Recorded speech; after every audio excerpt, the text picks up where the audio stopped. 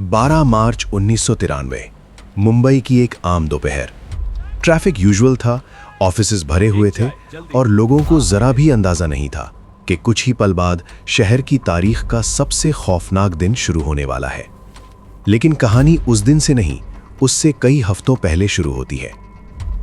जनवरी और फरवरी 1993 के दरमियान इंटेलिजेंस ब्यूरो के कुछ ऑफिसर्स को गुजरात के कोस्ट से आने वाली अजीब रिपोर्ट्स मिलनी शुरू हुई। स्मगलिंग तो पहले भी होती थी, लेकिन इस बार माल अलग था। रिपोर्ट्स में लिखा था RDX एक्सप्लोजिव्स, ऑटोमेटिक राइफल्स और डेटोनेटर्स छुपकर इंडिया के अंदर लाए जा रहे हैं।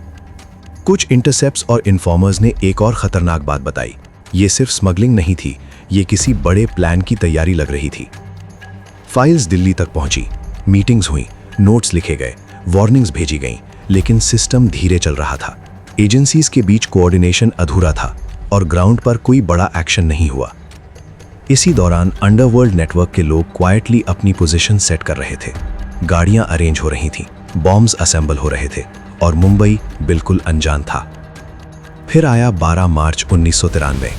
दोपहर 1:30 बजे के आसपास पहला धमाका हुआ, फिर दूसरा, फिर तीसरा।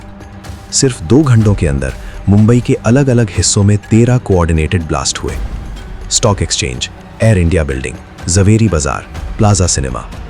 हर ब्लास्ट के साथ शहर की सड़कें धुएं और चीखों से भरने लगी। लोग भाग रहे थे, एम्बुलेंसेस सायरन बजाते हुए दौड़ रही थीं और पूरा देश टीवी स्क्रीन्स पर एक ही सवाल पूछ रहा था, ये सब कैसे हुआ?